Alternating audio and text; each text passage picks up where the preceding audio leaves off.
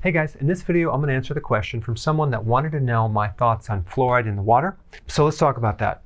So the first point I want to bring up is why would you ever put an element, fluoride, which is very reactive to the thyroid, which is very toxic to the brain, on a massive scale in the water supply? Okay, well, they're doing it to prevent tooth decay.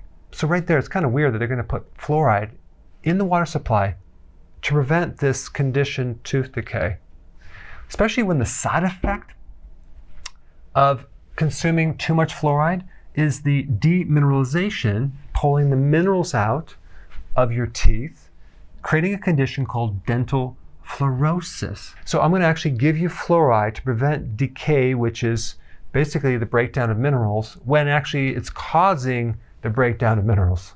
So that's another huge red flag. Of course, if you do research on this, you're going to see that they'll say it's safe. There's no studies that show that it's harm.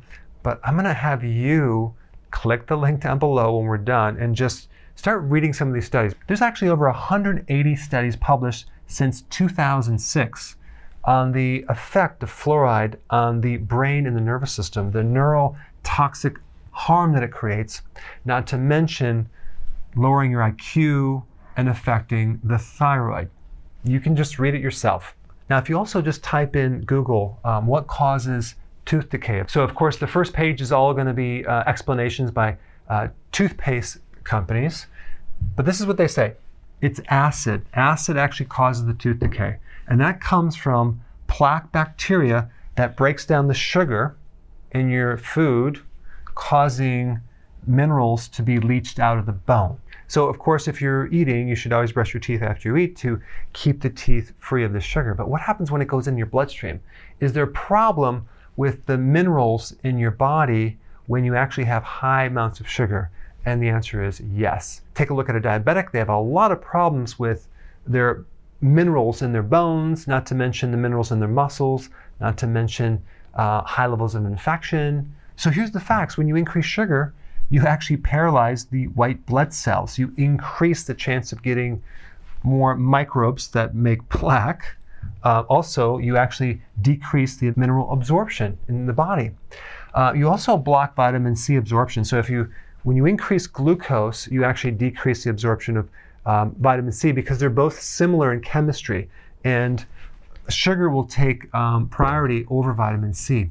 Now, have you ever heard of scurvy before? Scurvy, you have like bleeding gums, right? So all the connective tissue around the teeth become affected, especially like loose teeth, bleeding gums, gingivitis, when you actually have high levels of sugar. So if you're trying to prevent tooth decay with fluoride, why don't we just change the diet? Isn't that much easier? So my recommendation to you is to get a really good water filter to take this out, along with chlorine and the other chemicals that are in your water. All right, guys, so there you have it, my opinion on fluoride. So if you want more knowledge on how to create a healthy body, subscribe now and get daily notifications. Daily notifications, that sounds weird. Well, I'll just remind you on a daily basis. How about that?